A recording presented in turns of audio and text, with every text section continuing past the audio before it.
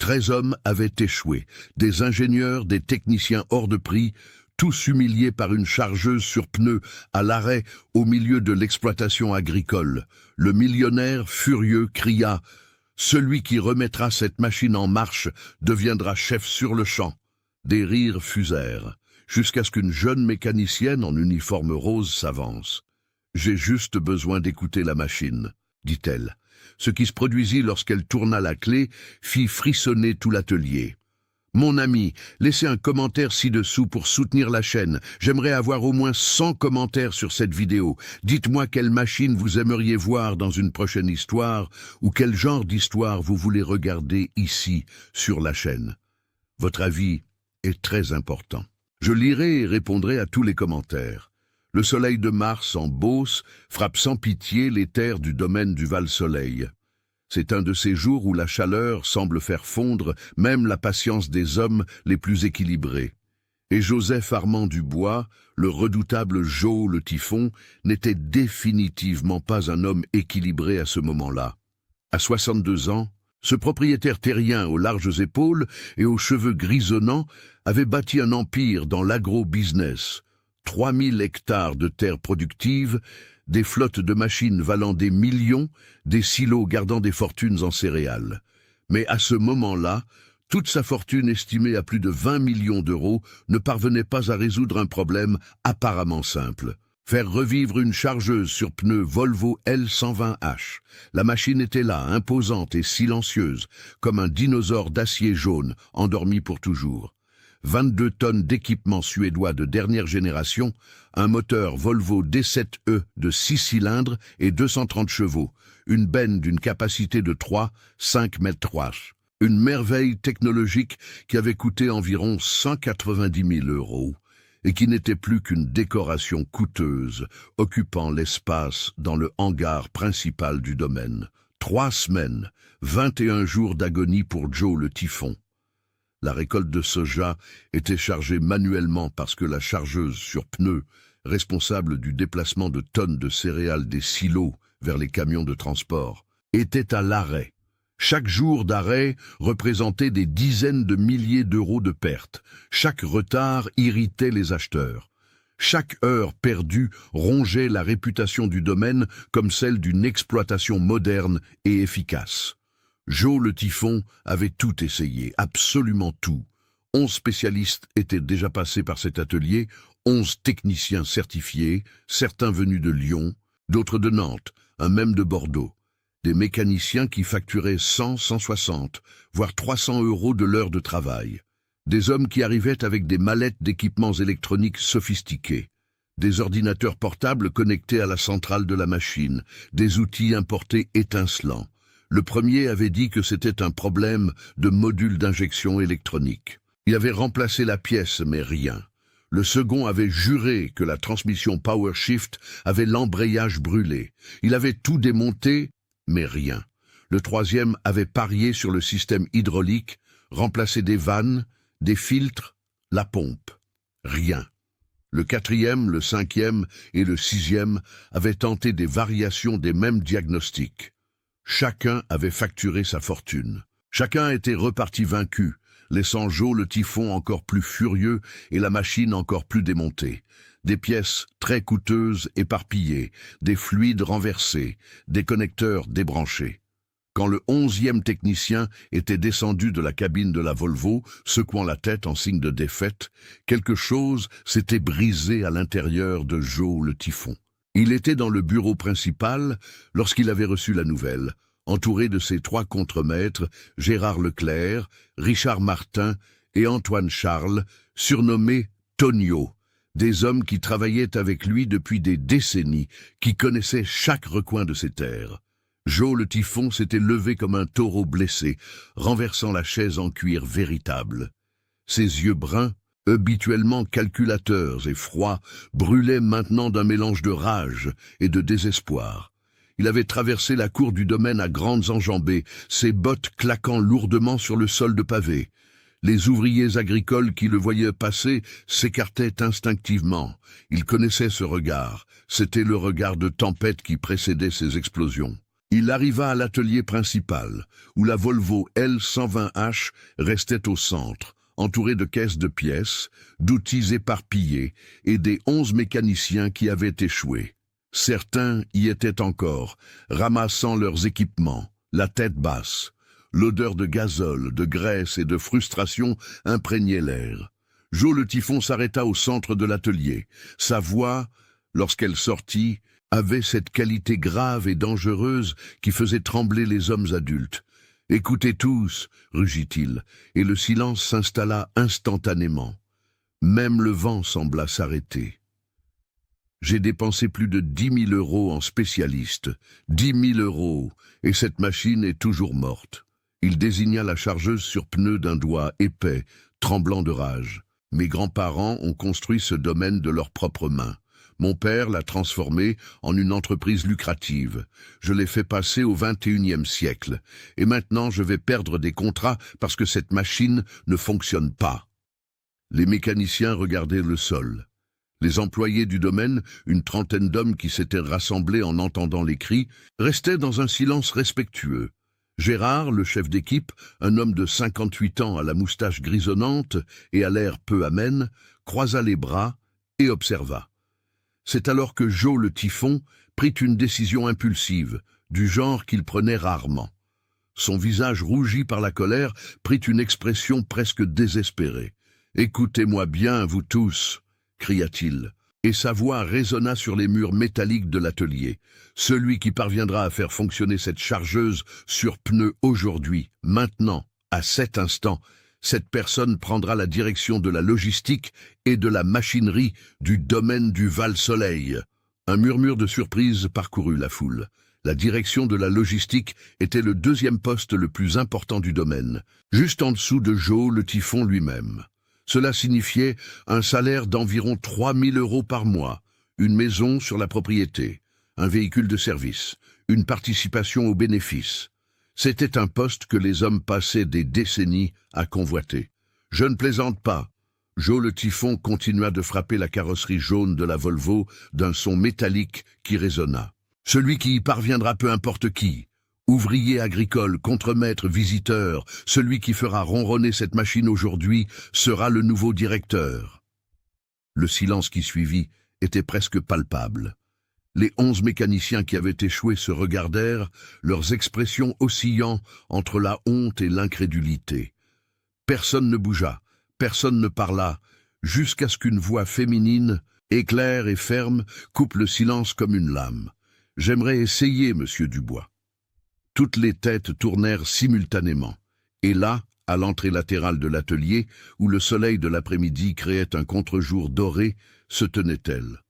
Béatrice Moreau, elle avait 28 ans et était à ce moment-là la vision la plus inattendue que ces hommes aient pu avoir. Alors que tous portaient des vêtements tachés de graisse, des jeans délavés et de lourdes bottes, Béa portait un uniforme qui semblait sorti d'un autre univers. Un pantalon et une veste impeccable aux couleurs blanc et rose fuchsia, avec des détails réfléchissants argentés. Dans le dos de la veste brodée en lettres cursives élégantes, on lisait Béa Moreau, mécanicienne spécialisée. Elle n'était pas grande, peut-être 1,65, mais sa posture droite et confiante la faisait paraître plus grande. Brune, la peau bronzée par le soleil de la plaine, elle avait les cheveux châtains foncés, attachés en une queue de cheval pratique, mais c'étaient ses yeux qui captaient l'attention, bleu cristallin, presque turquoise, un héritage génétique rare qui contrastait dramatiquement avec sa peau mate, des yeux qui à ce moment-là brillaient d'une détermination absolue. Dans l'une de ses mains, elle tenait une boîte à outils en métal rouge, visiblement ancienne, mais impeccablement conservée. Dans l'autre, une pochette de documents. Pendant 3 secondes, personne ne réagit. Puis, comme une digue qui cède, les rires commencèrent. Gérard fut le premier. Son rire rauque résonna dans l'atelier. Une femme, une petite jeune fille en uniforme rose, veut réparer la machine. Richard, l'autre contremaître, rejoignit les rires. « Mademoiselle, ce n'est pas un salon de beauté ici. C'est une chargeuse sur pneus industriels. » Les 11 mécaniciens vaincus rirent aussi. Certains avec plus d'embarras que d'autres, mais tous rirent. C'était une façon d'atténuer leur propre humiliation. Si même une femme essayait, alors peut-être que le défi était vraiment impossible. Béa ne bougea pas, ne baissa pas les yeux, ne rougit pas. Elle attendit simplement que les rires diminuent, son visage conservant une expression sereine et professionnelle. Quand le bruit cessa enfin, elle fit 3 pas fermes à l'intérieur de l'atelier, ses bottes blanches à embouts d'acier claquant sur le béton avec autorité. « Monsieur Dubois », dit-elle, sa voix calme mais projetée pour que tous entendent. « Mon nom est Béatrice Moreau. Je suis la fille de Georges Moreau, qui a travaillé 35 ans avec des machines lourdes. J'ai grandi dans les ateliers. J'ai obtenu mon diplôme en mécatronique industrielle et ces 6 dernières années, j'ai réparé des moteurs que d'autres spécialistes avaient déclarés irréparables. » Elle posa la boîte à outils au sol et ouvrit sa pochette en sortant un document plastifié. Voici ma certification Volvo Construction Equipment, valide et à jour. Je suis spécialisé dans les systèmes électroniques intégrés, le diagnostic de panne sur les équipements de grande taille et la maintenance préventive. Joe le Typhon, qui était resté silencieux et choqué, cligna des yeux. Il prit le document de ses mains et l'examina. C'était légitime. Certification officielle Volvo, avec photo, signature, hologramme de sécurité. « Comment » commença-t-il confus. « Comment êtes-vous arrivé ici ? Je suis dans la région pour visiter des exploitations agricoles et des domaines offrant des services de conseil en machinerie, » expliqua Béa, sa voix ferme. « Je me suis arrêté au relais routier à l'entrée du bourg. Il a mentionné que vous aviez des problèmes avec une Volvo L120H. Je suis venu offrir mon aide. » Gérard laissa échapper un souffle de mépris. « Patron, avec tout le respect que je vous dois, mais c'est ridicule. 11 spécialistes n'y sont pas parvenus. Que va faire cette jeune femme ?» Béa se tourna vers Gérard, et pour la première fois, un éclair de quelque chose de dangereux traversa ses yeux bleus. « Ce que je vais faire, » dit-elle calmement, « c'est ce que votre père aurait dû vous enseigner. Écoutez la machine avant d'essayer de deviner le problème. » Le silence revint, cette fois plus lourd. Joe le Typhon regarda Béa, puis la Volvo, puis de nouveau Béa. Quelque chose dans sa posture, dans la confiance absolument inébranlable de ses yeux, le toucha. C'était peut-être le désespoir, peut-être la curiosité, peut-être le fait qu'il n'avait littéralement rien à perdre. « De combien de temps avez-vous besoin ?» demanda-t-il. « 15 minutes pour un diagnostic complet, » répondit Béa sans hésitation. « Si j'identifie le problème, 30 minutes de plus pour le résoudre. » De nouveaux rires nerveux. 45 minutes. Les spécialistes avaient mis des jours. Joe le Typhon regarda sa montre. Il était 15h40. Le soleil commencerait à décliner dans quelques heures. « Vous avez jusqu'à 16h30, » dit-il, sa voix retrouvant son ton de commandement. « 45 minutes. Si vous réussissez, le poste est à vous. Si vous n'y parvenez pas, » il fit une pause. « Eh bien, vous ne serez pas la première à échouer. » Béa hocha la tête une fois, prit sa boîte à outils et se dirigea vers la Volvo L120H, d'un pas ferme et décidé. Et tandis qu'elle marchait, le contraste était presque surréaliste. Cette petite femme, dans son uniforme blanc et rose fuchsia, immaculé et brillant, s'approchant de cette bête jaune de 22 tonnes, sale, démontée, vaincue par 11 hommes. Gérard croisa les bras et sourit avec sarcasme. « Ça, je veux voir !» Joe le Typhon ne sourit pas. Il observa simplement, tandis que Béatrice Moreau ouvrait sa boîte à outils rouge, la même que son père Georges avait utilisée pendant des décennies, et commençait à travailler. L'horloge affichait 15h42. Le compte à rebours avait commencé. Béatrice Moreau ne courut pas, ne montra aucune hâte.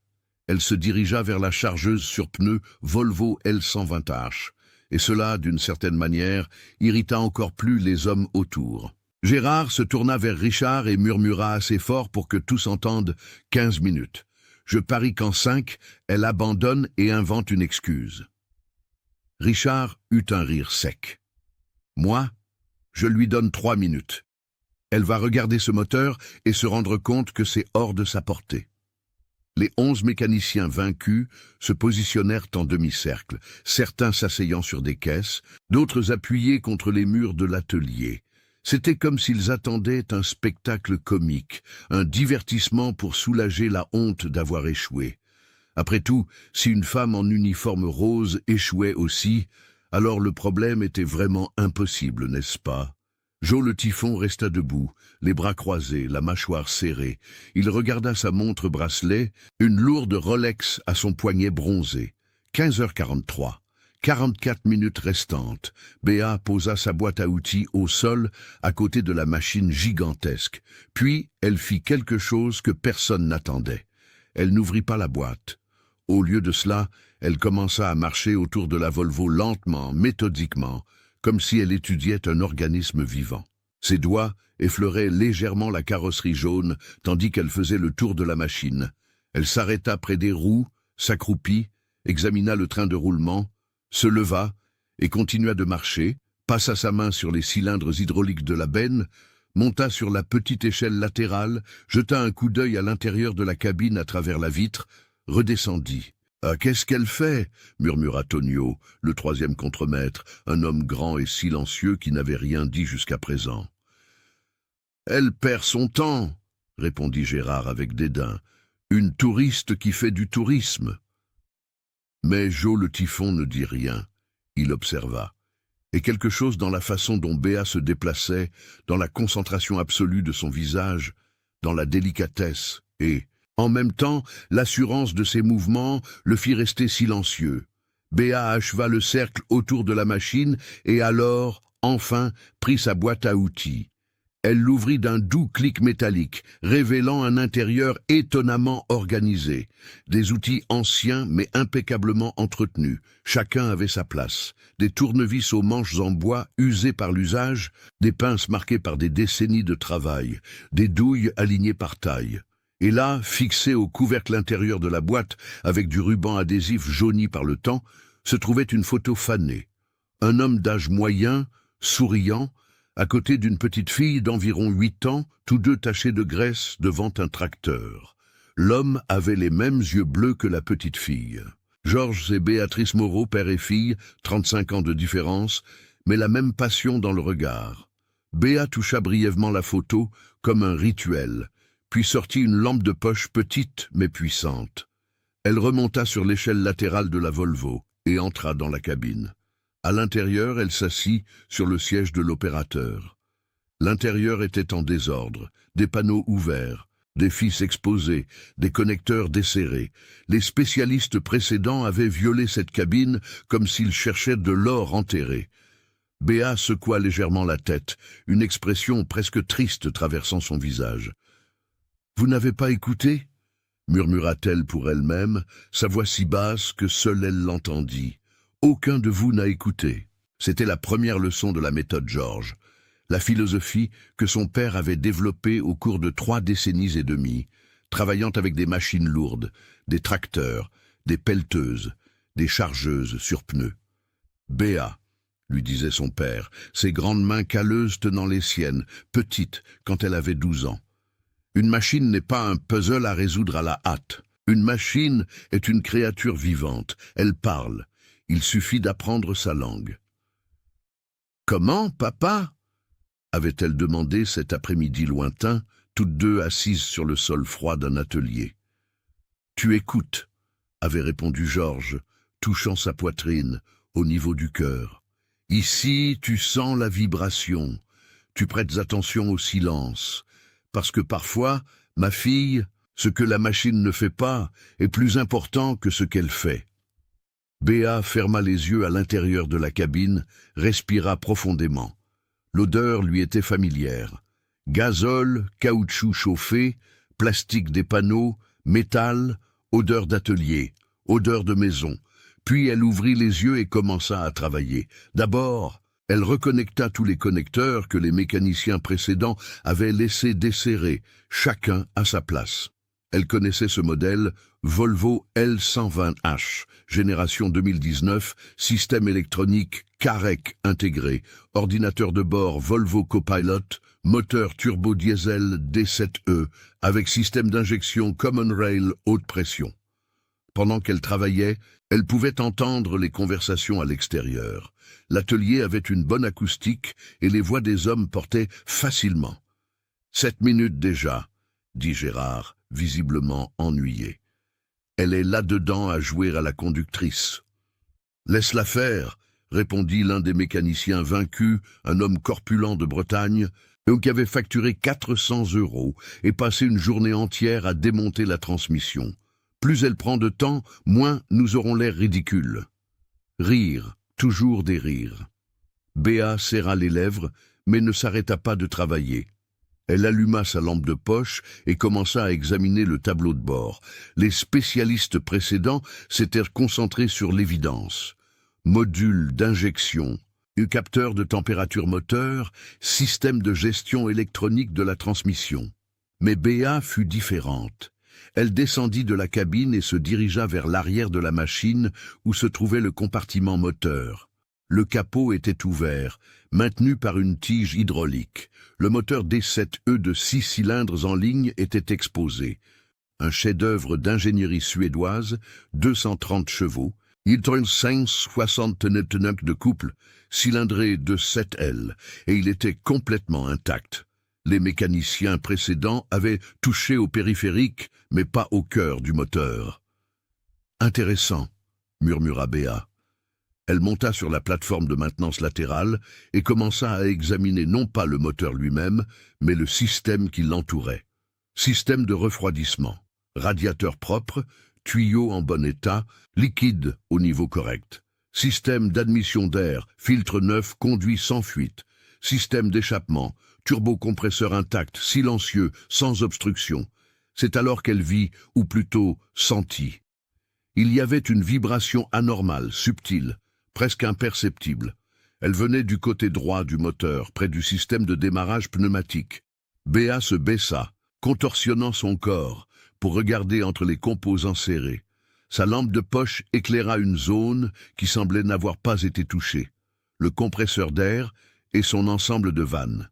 Les grandes chargeuses, sur pneus comme la Volvo L120H, ont un démarrage à air comprimé pour le moteur diesel. C'est plus fiable qu'un démarrage électrique sur les machines lourdes. Un réservoir d'air comprimé fournit la pression pour faire tourner le moteur jusqu'à ce que la combustion commence. Mais ce système dépend de capteurs précis pour fonctionner. Et là, caché entre les tuyaux et les connecteurs, se trouvait un capteur de pression du système pneumatique, un petit composant, pas plus grand qu'un briquet, avec un connecteur électrique à 3 broches. Béa l'atteignit avec difficulté et déconnecta le capteur. Elle le rapprocha de la lumière. Le connecteur était oxydé. Pas visiblement. Pas au point qu'un examen superficiel le détecte, mais il y avait une fine couche de corrosion gris-vert sur l'une des broches de contact. Elle sourit, un petit sourire triste, car c'était si évident maintenant. « Je t'ai trouvé », murmura-t-elle. Le capteur de pression oxydé envoyait un faux signal à l'ordinateur de bord. Il disait qu'il n'y avait pas assez de pression dans le système pneumatique, même quand il y en avait. Et par mesure de sécurité, l'ordinateur bloquait le démarrage. C'était un mécanisme de protection pour éviter que le moteur ne tente de démarrer sans une pression adéquate, ce qui pourrait causer des dommages. Les spécialistes précédents s'étaient concentrés sur des problèmes complexes, injection électronique, transmission, capteur moteur. Personne n'avait regardé le système de démarrage pneumatique. Après tout, c'était un système simple, voire désuet. Quel problème pouvait-il y avoir là? Mais Georges avait enseigné à Béa une chose fondamentale. Les problèmes les plus coûteux ont souvent des solutions bon marché. Et les techniciens modernes oublient qu'une machine n'est pas seulement un ordinateur, c'est de la mécanique, de l'hydraulique, du pneumatique, c'est un système complet. Béa descendit de la plateforme et retourna à sa boîte à outils. Elle prit un spray de contact électrique et une brosse à poils fins en laiton. Elle revint au capteur, nettoya méticuleusement les broches, appliqua le spray, attendit qu'il sèche, puis reconnecta.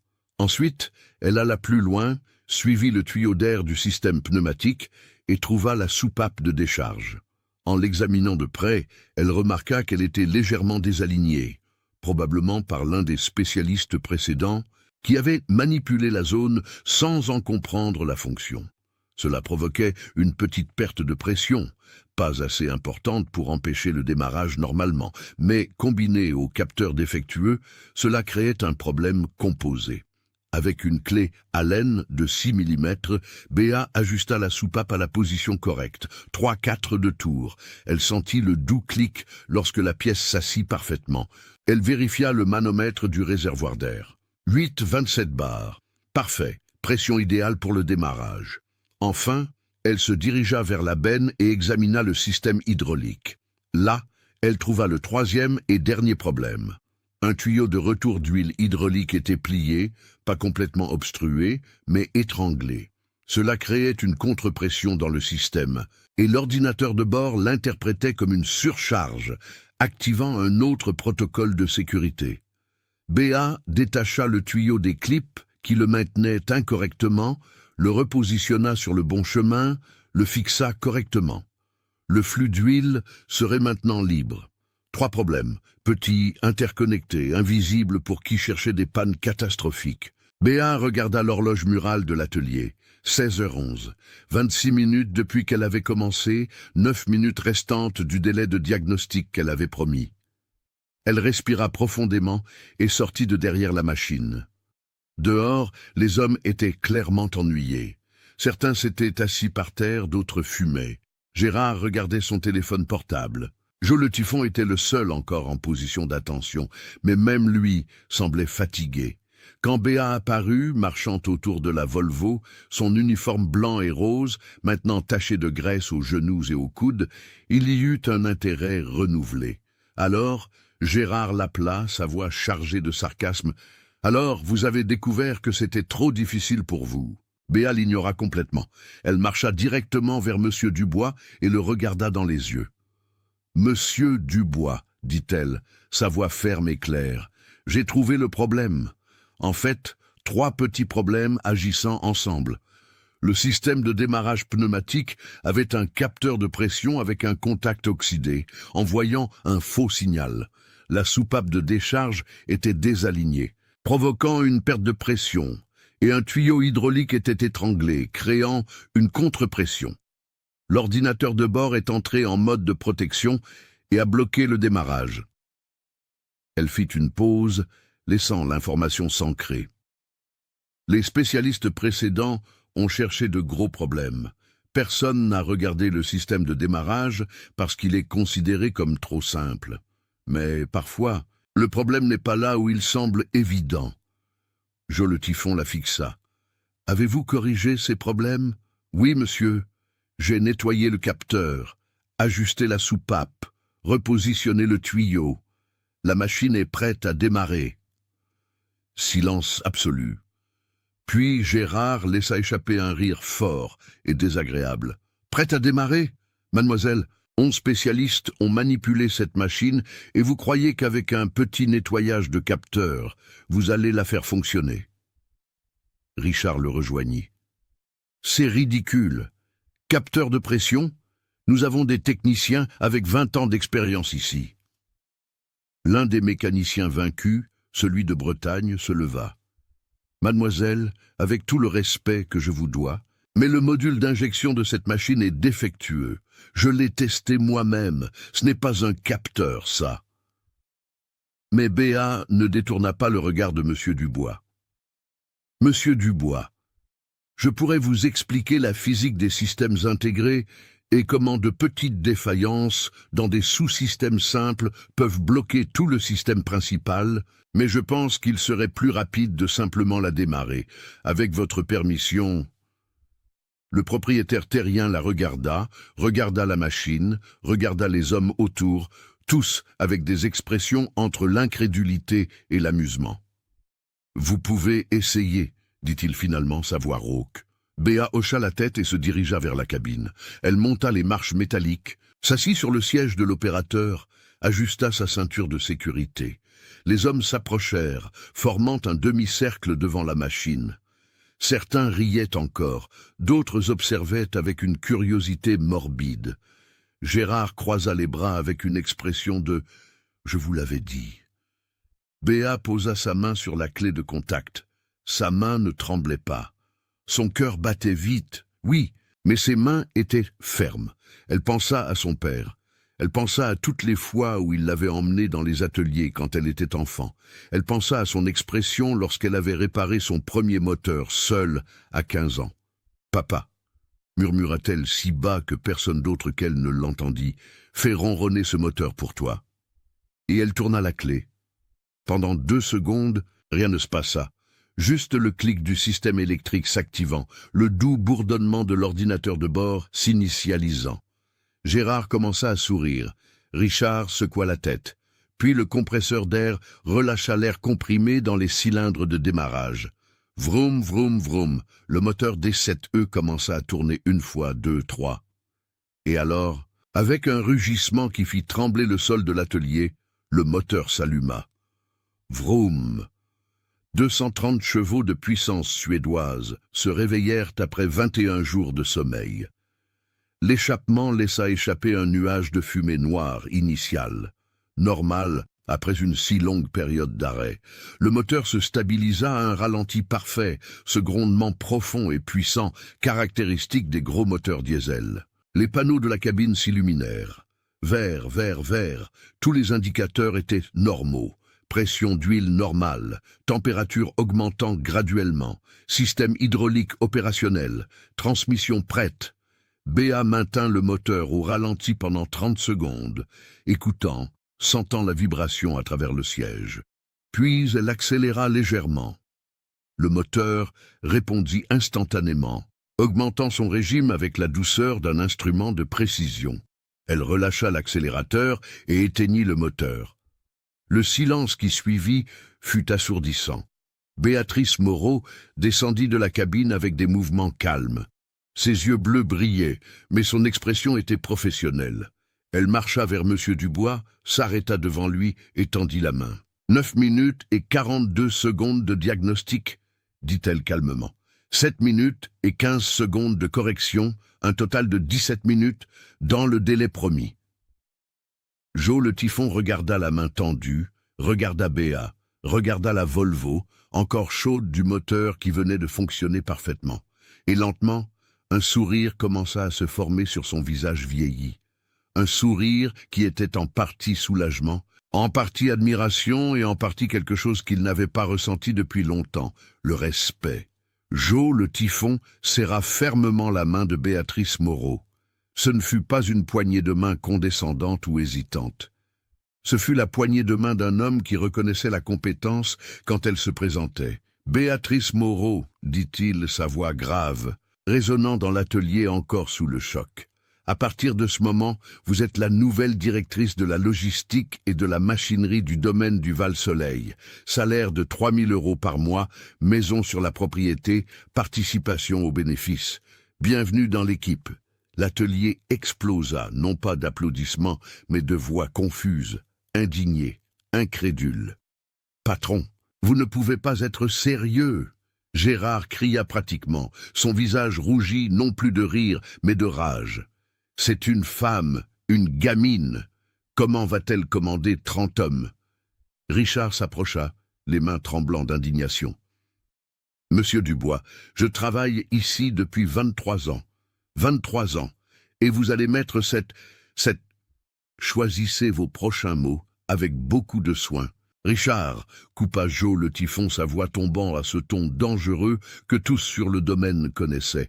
J'ai donné ma parole devant tout le monde. Un homme vaut ce que vaut sa parole. Elle a fait fonctionner la machine, le poste est à elle. Mais, patron, commença Gérard, la discussion est close. Jo le Typhon rugit, frappant du poing la carrosserie de la Volvo. Béatrice Moreau est la nouvelle directrice. Ceux qui n'aiment pas savent où est la sortie. Et sur ce, il tourna le dos et quitta l'atelier, laissant un silence tendu et lourd. Béa resta là, seule au centre de l'atelier, entourée d'hommes qui la regardaient avec des expressions allant du choc au mépris ouvert.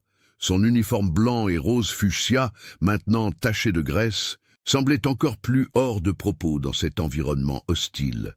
Gérard s'approcha d'elle. s'arrêtant à quelques centimètres. Il était grand, 1,85 mètres, et utilisait sa taille pour intimider. Il la regarda de haut, ses yeux bruns durs comme la pierre. « Vous avez peut-être dupé le patron avec un coup de chance, dit-il, sa voix basse et menaçante. Mais ici, à la campagne, mademoiselle, les choses fonctionnent différemment. Les ouvriers agricoles n'obéissent pas à une femme, surtout pas à une femme en uniforme rose qui semble sortir d'un salon de beauté. » Béa le regarda en retour, sans détourner les yeux. « Monsieur Leclerc, dit-elle calmement, je n'ai pas besoin que vous m'aimiez.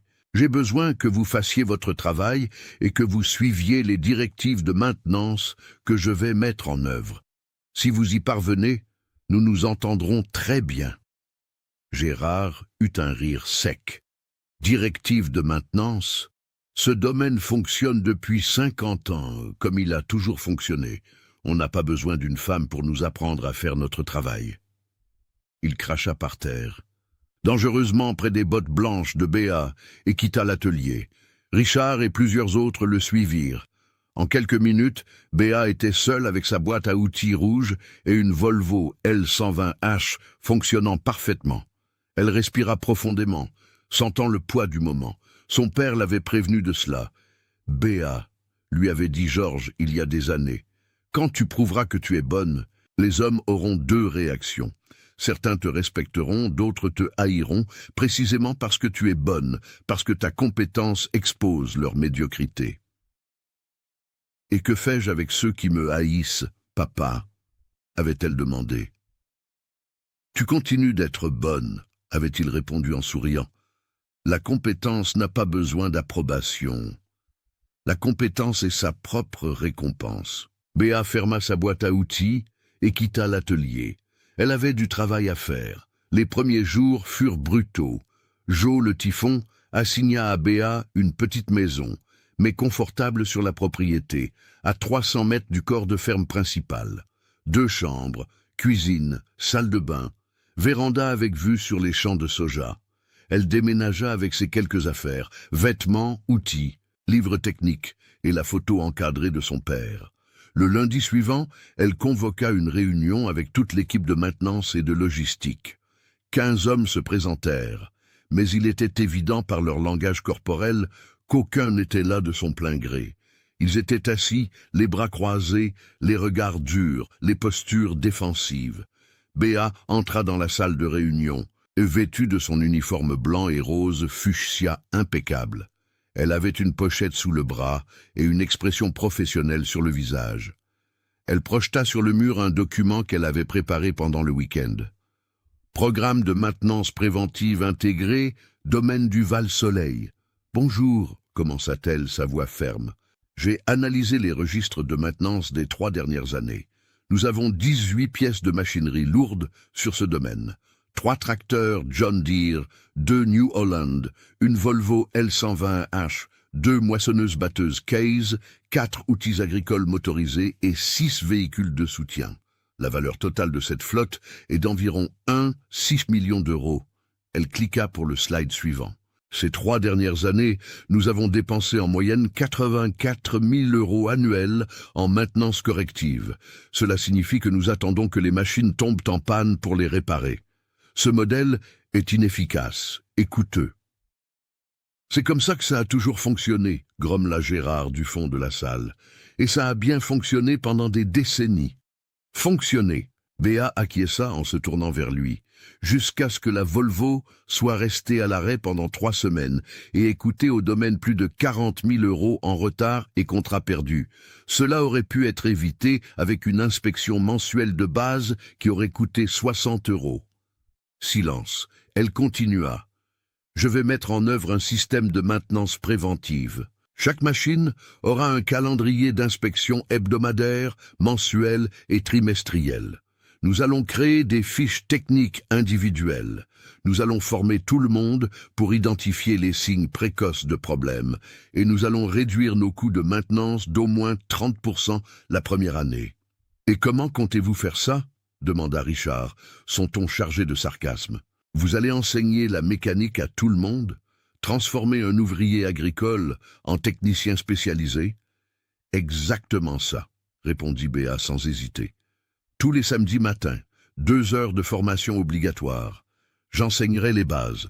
Comment écouter une vibration anormale, comment identifier les fuites, comment vérifier correctement les niveaux de fluide.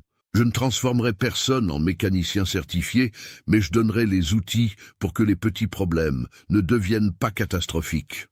La salle explosa en murmures indignés. Formation les samedis, apprendre avec une femme, c'était inacceptable. Mais Joe le typhon avait donné pleine autorité à Béa, et quand Gérard tenta de faire appel au patron, il reçut une réponse courte et sèche. Elle est la directrice. Soit vous suivez ses ordres, soit vous trouvez un autre emploi. Alors les hommes commencèrent une résistance passive. Ils arrivaient en retard aux formations, faisaient les inspections de manière négligente. Ils ignoraient les directives de Béa. Quand elle donnait un ordre, ils l'exécutaient, mais de la manière la plus paresseuse possible. Gérard était le pire. Il contestait chaque décision, remettait en question chaque procédure, se moquait ouvertement de l'uniforme de princesse de Béa. Quand elle demandait des rapports, il remettait des gribouillis illisibles. Quand elle programmait des inspections, il oubliait d'apparaître. Béa ne se plaignit pas à Joe le typhon, ne demanda pas d'aide. Elle continua simplement de travailler. Elle arrivait à 5 heures du matin, inspectait personnellement les machines, créait les rapports que les hommes refusaient de faire, enseignait à qui voulait apprendre, et certains des plus jeunes commencèrent secrètement à prêter attention. 3 semaines se passèrent ainsi. 3 semaines de tension, d'hostilité voilée et d'une guerre froide non déclarée entre Béa et les vétérans du domaine. Jusqu'à ce que la tempête arrive. C'était un mardi d'avril. Le ciel s'était levé avec cette couleur gris jaunâtre que tout homme de la Beauce reconnaît. Une forte tempête approchait. La radio avertissait de pluies intenses dans la région, de vents allant jusqu'à 95 km/h, possibilité de grêle. Joe le typhon ordonna que tous les équipements soient rentrés, que les bâches des silos soient renforcées, et que le bétail soit emmené dans des zones protégées. Le domaine entra en mode d'urgence. La pluie commença à midi, et ce ne fut pas une pluie ordinaire, ce fut un déluge. Des rideaux d'eau tombant avec violence, transformant les chemins de terre en rivières, remplissant les canaux de drainage jusqu'à déborder. À 15 heures, l'un des travailleurs arriva en courant au corps de ferme, trempé et désespéré. « Monsieur Joe le typhon !» cria-t-il. « Le drainage principal du silo 3 est bouché, l'eau monte. Si cela continue, le silo va être inondé. » Le silo 3 gardait 2000 tonnes de soja, environ 640 000 € de céréales. Si l'eau entrait là, tout serait perdu. Joe le typhon, Gérard, Richard, Béa et d'autres coururent jusqu'au lieu. La scène était effrayante. Le canal de drainage, normalement un cours d'eau ordonné et contrôlé, était complètement obstrué par des branches, de la boue et des débris apportés par la crue subite. L'eau avait formé un étang qui grandissait rapidement, léchant déjà la base du silo en béton. « Nous devons ouvrir un fossé de dérivation !» cria Gérard par-dessus le bruit de la pluie. « Déviez l'eau vers le champ sud. » La chargeuse sur pneus. Richard désigna. « Nous pouvons utiliser la Volvo pour ouvrir le fossé. » Mais Gérard secoua la tête, l'eau coulant de son chapeau. « Le terrain est détrempé, la machine va s'enliser et avec cette boue lourde, l'effort va brûler la transmission. Nous perdrons la machine et la récolte. » Alors, que faisons-nous ? Joe le typhon rugit, sa voix rauque de désespoir. Restons-nous ici à regarder 640 000 € se transformer en boue ? C'est alors que Béa parla. Sa voix était calme, mais portait une autorité qui fit que tous se tournèrent. « Je peux le faire. » Gérard la regarda comme si elle était devenue folle. « Vous, mademoiselle, vous avez à peine opéré cette machine. Ce n'est pas taper sur un ordinateur. C'est 300 chevaux de force luttant contre des tonnes de boue. Vous allez faire capoter la machine ou l'enliser. » La Volvo L120H a 4 roues motrices, un système de répartition dynamique du poids et une transmission PowerShift à 5 vitesses, répondit Béa, essuyant l'eau de son visage. Si j'utilise la 2e vitesse, que je contrôle l'accélérateur et que je travaille à des angles de 45° pour ne pas surcharger un côté, je peux ouvrir le fossé sans m'enliser. « Ça, c'est de la théorie !» cria Richard. « En pratique, vous allez tuer la machine !» Béat se tourna vers M. Dubois. L'eau coulait sur son uniforme, maintenant complètement trempé. Ses yeux bleus brillaient d'une détermination absolue. « Monsieur Dubois, je ne laisse pas les machines mourir, et je ne laisserai pas votre récolte mourir non plus. Donnez-moi la clé. » Joe le Typhon la regarda. Pendant 3 secondes. Il hésita.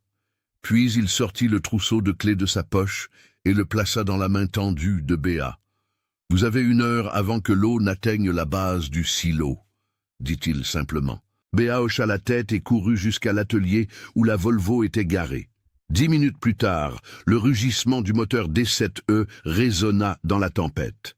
La chargeuse sur pneus jaunes émergea de l'atelier, ses phares fendant le rideau de pluie avec Béatrice Moreau aux commandes. Elle conduisit la machine jusqu'à la zone détrempée. Les hommes observaient, certains avec peur, d'autres avec une attente morbide de la voir échouer. La Volvo pesait 22 tonnes, mais le terrain était traître. Une boue visqueuse recouvrait tout. Béat arrêta la machine, évalua le terrain, puis commença à travailler. Elle n'attaqua pas directement. Au lieu de cela, elle fit ce que son père lui avait enseigné sur l'opération en terrain difficile. Elle travailla par couches. D'abord, elle utilisa la benne pour retirer la couche superficielle de boue, exposant le sol plus ferme en dessous. Puis, elle avança la machine en angle, distribuant le poids, évitant les points les plus mous. La pluie martelait la cabine, les essuie-glaces luttaient pour maintenir la visibilité. Béat travaillait avec une concentration absolue, ses doigts dansant entre les leviers et les pédales avec une précision chirurgicale. Elle ouvrit la première section du fossé, 5 mètres 10-15. La Volvo rugissait, la transmission travaillant dur, mais dans les limites. Béat pouvait sentir la machine à travers le siège, à travers le volant. Chaque vibration racontait une histoire, et elle écoutait. Lorsque la roue arrière-gauche commença à patiner, elle relâcha immédiatement l'accélérateur, redistribua le poids en déplaçant la benne et retrouva de la traction. Lorsque le moteur commença à chauffer à cause de l'effort, elle fit une pause de 30 secondes, laissa stabiliser, puis continua. 20 mètres, 30, 40.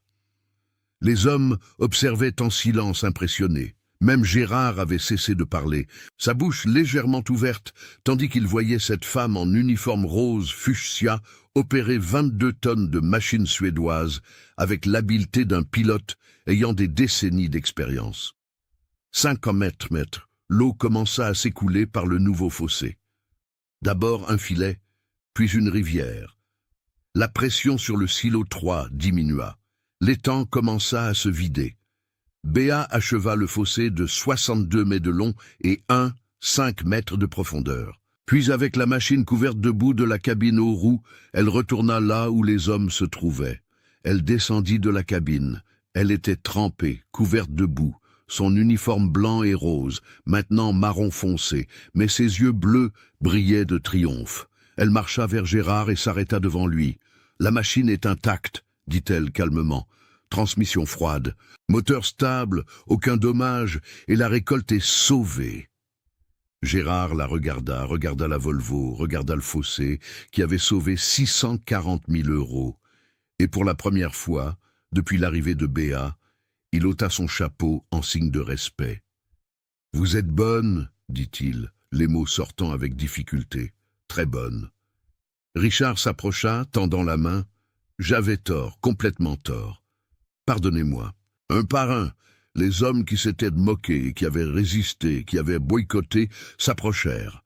Certains lui serrèrent la main, d'autres firent simplement un signe de tête respectueux, mais tous comprirent. Béatrice Moreau n'était plus la petite jeune fille en uniforme rose. Elle était leur directrice. La tempête passa, mais laissa quelque chose au-delà de la terre mouillée et du fossé ouvert. Elle laissa un changement profond dans l'âme du domaine du Val-Soleil. Le lendemain matin, Béat arriva à l'atelier principal à 5h30 du matin, comme toujours. Mais cette fois, Elle trouva quelque chose de différent. Gérard Leclerc était déjà là avec une bouteille thermos de café et 2 tasses en aluminium. « J'ai pensé que vous en auriez peut-être besoin, dit-il, lui tendant une tasse. Il n'y avait aucun sarcasme dans sa voix, juste de la sincérité. Béa accepta le café, sentant la chaleur traverser ses mains encore fatiguées de la veille. « Monsieur Leclerc ?»« Gérard, l'interrompit-il. Vous pouvez m'appeler Gérard. Et moi, je dois vous présenter mes excuses sincères. Je vous ai jugé sur votre apparence, sur votre uniforme, sur le fait que vous êtes une femme. Je vous ai traité avec irrespect alors que vous vouliez juste faire votre travail. Je suis désolé. » Les mots sortirent avec difficulté, mais ils étaient sincères. Béa vit dans ses yeux qui avaient été si durs, si hostiles, une humilité qui ne vient que lorsque quelqu'un reconnaît véritablement son erreur. « J'accepte vos excuses, » répondit-elle simplement, « et je vous remercie de votre honnêteté. » Richard apparut peu après, puis Tonio, puis les autres. Un par un, les hommes qui avaient résisté, qui s'étaient moqués, ceux qui avaient boycotté, vinrent voir Béa. Certains s'excusaient formellement, d'autres lui serraient simplement la main avec une fermeté renouvelée, mais tous montraient à leur manière que quelque chose avait changé. Les formations du samedi, qui étaient auparavant suivies à contre-cœur, bénéficiaient maintenant d'une attention totale. Les hommes posaient des questions, prenaient des notes, voulaient réellement apprendre. Les inspections, qui étaient auparavant négligentes, étaient maintenant effectuées avec soin. Les rapports arrivaient complets et lisibles. En 2 semaines, l'efficacité du domaine s'était visiblement améliorée. Les petits problèmes étaient identifiés avant de devenir importants. Les machines fonctionnaient mieux. Les coûts de maintenance commencèrent à baisser. Mais c'est un vendredi après-midi, 3 semaines après la tempête, que tout changea à nouveau. Béa était au bureau, révisant les chiffres du mois, quand Joe le typhon entra.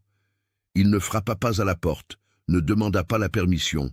Il entra simplement et s'assit lourdement sur la chaise en face de son bureau. « Béatrice », dit-il. Et il y avait quelque chose de différent dans sa voix, quelque chose de plus doux. « Je dois vous raconter quelque chose. » Béa leva les yeux de ses papiers. Joe le typhon regarda ses propres mains grandes et calleuses. « J'ai eu une fille, Anne-Sophie. Elle aurait 32 ans aujourd'hui. » Il fit une pause, respira profondément. « Elle est morte à 17 ans. Accident de voiture. Conducteur ivre. » Béa sentit son cœur se serrer. « Monsieur Dubois, je suis tellement désolé. » Elle voulait étudier l'ingénierie mécanique, continua-t-il, la voix étranglée. Elle adorait les machines. Elle passait des heures ici, à l'atelier avec moi, posant des questions, voulant apprendre. Et moi, je lui disais d'aller s'occuper de choses de femmes. Je disais que la mécanique n'était pas un endroit pour une jeune femme. Des larmes coulèrent sur son visage vieilli. Quand elle est morte, j'ai réalisé que je ne lui avais jamais donné la chance d'être qui elle voulait être. Il regarda Béa, ses yeux rouges. Quand vous êtes arrivé ici avec cet uniforme, cette confiance, ce talent, c'était comme si mon âne était revenu, comme si Dieu me donnait une seconde chance de bien faire, de soutenir une femme qui aime la mécanique au lieu de l'en empêcher. Béa sentit ses propres yeux s'embuer. « Mon cher Joe, dit-il, la voix brisée, vous me la rappelez tous les jours, et vous me rappelez le père que j'aurais pu être, le père que j'aurais dû être. » Ils restèrent en silence pendant un long moment. Alors Béa fit quelque chose d'instinctif. Elle se leva, contourna le bureau et serra dans ses bras cet homme qui avait tant perdu. « Votre Anne-Sophie serait fière de vous, » murmura-t-elle, « parce que vous honorez sa mémoire en faisant ce qui est juste. » Ce fut dans cette étreinte, dans ce moment de vulnérabilité partagée, que naquit une idée. 1 semaine plus tard, Béa présenta une proposition formelle à Joe le typhon. « Combien de jeunes femmes comme moi existent dans cette région ?» demanda-t-elle, désignant des graphiques qu'elle avait préparés. « Combien de talents sont gaspillés parce que personne ne leur donne d'opportunité? J'ai eu de la chance. Mon père m'a enseigné. Mais les autres ? Elle ouvrit une présentation sur l'ordinateur. « Je veux créer un centre de formation ici, sur le domaine. Le centre Georges Moreau, en hommage à mon père. Un endroit où les jeunes, hommes et femmes, pourront apprendre la mécanique des machines lourdes gratuitement, sans préjugés, juste avec du talent et l'envie d'apprendre. » Joe le Typhon étudia les chiffres. Coût initial, maintenance, instructeur, matériel didactique, ce n'était pas bon marché. « De combien avez-vous besoin ?» demanda-t-il. « 200 000 € pour commencer, 300 000 € pour les 2 premières années. Vous avez 500 000 €, dit-il sans hésiter, et mon soutien total. Nous allons faire ça correctement. » Le centre de formation Georges Moreau ouvrit ses portes 3 mois plus tard. Béa sélectionna personnellement les 5 premiers élèves. Marine Lefebvre, 19 ans, qui nettoyait les bureaux du domaine, mais observait toujours les mécaniciens travailler.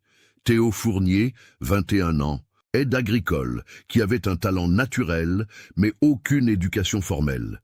Julie Petit, 23 ans, sans emploi avec un baccalauréat complet et l'envie d'apprendre. Charles Henry, 18 ans, fils d'un petit agriculteur, fasciné par les tracteurs depuis l'enfance. Anne-Béatrice, 22 ans, qui avait essayé d'entrer dans 5 ateliers et avait été rejetée de tous parce qu'elle était une femme. Béa enseigna la méthode Georges, écouter la machine, sentir la vibration, respecter la logique du métal. Gérard, Richard et d'autres vétérans du domaine se portèrent volontaires comme assistants, transmettant des décennies d'expérience pratique. 3 mois de cours intensifs, théorie le matin, pratique l'après-midi, moteur démonté et remonté, système hydraulique, électronique, pneumatique, diagnostic, réparation, maintenance préventive. Lorsqu'un représentant de Volvo Construction Equipment visita le domaine pour une inspection de routine de la flotte, il trouva Béa enseignant à la classe comment diagnostiquer un problème dans le système d'injection d'un tracteur John Deere 6S et 545J, uniquement au son du moteur. Il observa pendant 40 minutes, puis demanda à parler à Joe, le Typhon et à Béa en particulier. « Je n'ai jamais rien vu de tel », dit-il, toujours impressionné. « Le niveau de connaissance, la didactique, la passion. Vous créez quelque chose de spécial ici. » Et il fit une proposition. Volvo sponsoriserait officiellement le centre, fournirait des équipements, du matériel didactique, une certification reconnue internationalement. En échange, le centre Georges Moreau deviendrait un pôle d'excellence de la marque dans le sud de la France. Béa regarda Joe le Typhon. Il sourit, ce sourire de père fier. « J'accepte, dit-elle, au nom de mon père et d'Anne-Sophie. » L'après-midi d'octobre en Beauce avait cette lumière dorée spéciale que seule la plaine connaît. Le soleil descendait lentement sur les champs infinis du domaine du Val-Soleil, teintant tout d'ambre et de miel. Le vent portait l'odeur de la bonne terre, de la graisse des machines bien entretenues. Et quelque chose de nouveau, l'espoir. Le centre de formation Georges Moreau n'était plus cet atelier adapté des premiers mois. Il occupait maintenant un bâtiment propre de 3000 ml, des salles de classe climatisées, un atelier équipé de technologies de pointe, une bibliothèque technique et même des dortoirs pour les élèves d'autres régions. La façade affichait fièrement le logo de Volvo Construction Equipment à côté du nom du centre. Cet après-midi spécifique avait lieu la remise des diplômes de la 3e promotion. 15 élèves, 8 femmes et 7 hommes recevant leur certificat. Mais la véritable émotion se trouvait ailleurs. Au premier rang des chaises, vêtus d'uniformes impeccables d'atelier et de concessionnaire, se trouvaient les diplômés de la première promotion.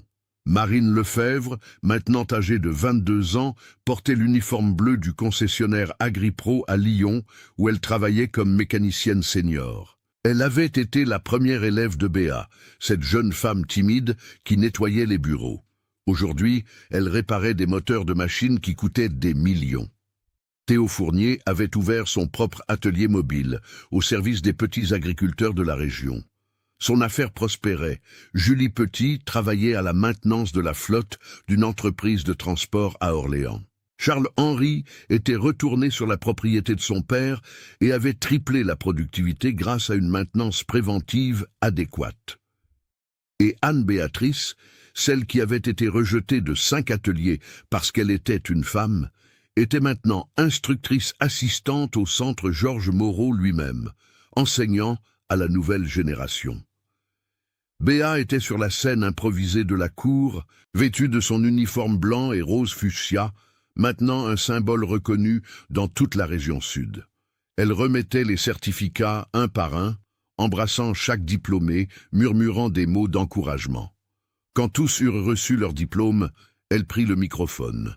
Il y a 2 ans et demi, sa voix résonna dans la cour bondée.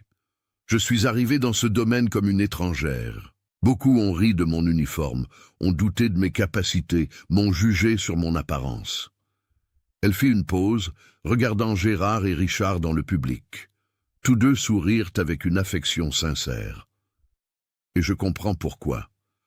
Parce que j'étais différente, et la différence fait peur. Mais vous, elle désigna les diplômés, vous n'avez pas besoin de traverser ce que j'ai traversé. Parce que nous créons un monde nouveau. Un monde où le talent compte plus que les préjugés, où la compétence vaut plus que l'apparence, où vos mains, qu'elles soient grandes ou petites, claires ou foncées, masculines ou féminines, ont la même valeur quand elles tiennent un outil. Les applaudissements éclatèrent. Béa attendit que le silence revienne. Mon père, Georges Moreau, m'a enseigné qu'une machine est une créature vivante, qu'elle parle, si vous savez écouter. Mais il m'a enseigné quelque chose de plus important. Le respect ne se demande pas, le respect se gagne. Un moteur à la fois, un diagnostic à la fois, un travail bien fait à la fois. Elle regarda la photo encadrée de Georges qui décorait l'entrée du centre. Cet homme aux yeux bleus et au large sourire, tenant un tournevis comme un sceptre. « Papa !» dit-elle, sa voix s'étranglant légèrement. C'est pour toi et pour tous les pères et mères qui ont appris à leurs enfants à aimer le travail honnête. Pour tous ceux qui ont cru quand d'autres ont douté. Jo le typhon était au premier rang, et quand Béa le regarda, elle vit des larmes couler librement sur le visage vieilli de cet homme. Il avait profondément changé au cours de ces 2 ans et demi. Une partie de sa fortune finançait désormais des bourses d'études pour des jeunes défavorisés. Il visitait le centre 3 fois par semaine, discutait avec les élèves, racontait des histoires de l'époque où son Anne-Sophie rêvait d'être ingénieure. Pour Anne-Sophie, dit Béa doucement, regardant Jo le typhon, qui est ici en esprit, fier de son père. Le vieux propriétaire terrien couvrit son visage de ses mains, ses épaules secouées.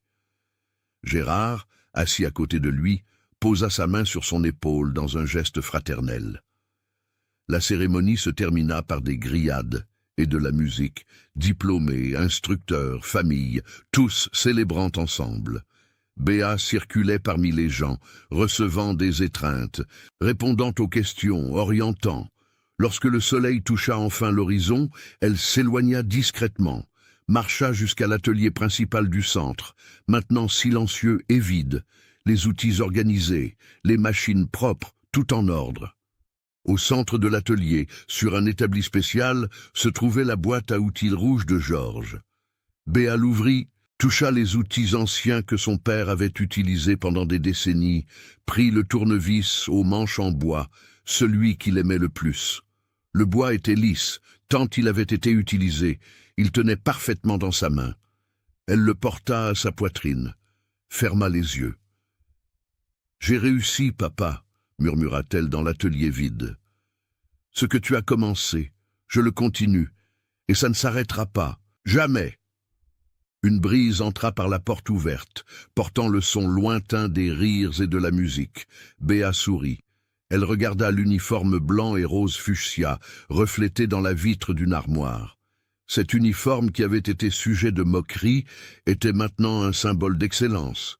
Des jeunes de tout le Sud commençaient à en porter des variantes, chacun avec ses couleurs, mais tous portant le même message. La compétence n'a pas de genre. Dehors, elle entendit la voix de Marine appelant « Professeur Béat, venez prendre une photo avec nous ». Béat rangea soigneusement le tournevis dans la boîte, la ferma avec révérence, passa sa main sur la photo de Georges collée sur le couvercle. « Merci », dit-elle simplement. « Pour tout, n'est-ce pas ?» Et puis, elle sortit de l'atelier pour retourner dans la cour illuminée où sa nouvelle famille l'attendait. Une famille choisie, une famille construite non par le sang, mais par la passion partagée pour les moteurs qui ronronnent, les machines qui vivent et le savoir qui transforme les vies. Le centre Georges Moreau continuerait. D'autres promotions viendraient, d'autres jeunes apprendraient, d'autres préjugés seraient brisés, un moteur à la fois. Et tout cela parce qu'une femme en uniforme blanc et rose fuchsia, aux yeux bleus brillants de détermination, avait prouvé quelque chose de fondamental, que la valeur d'une personne ne réside pas dans son apparence, son genre ou les doutes des autres. Elle réside dans sa compétence, sa passion, son cœur. Et en cela, Béatrice Moreau était riche, au-delà de toute mesure. Le soleil se coucha complètement sur la plaine de la Beauce, mais la lumière que Béat et son père avaient allumée continuerait de briller pour des générations. Certains héritages, après tout, sont éternels. Mon ami, laissez un commentaire ci-dessous pour soutenir la chaîne. J'aimerais avoir au moins 100 commentaires sur cette vidéo. Dites-moi quelle machine vous aimeriez voir dans une prochaine histoire, ou quel genre d'histoire vous voulez regarder ici, sur la chaîne. Votre avis est très important. Je lirai et répondrai à tous les commentaires.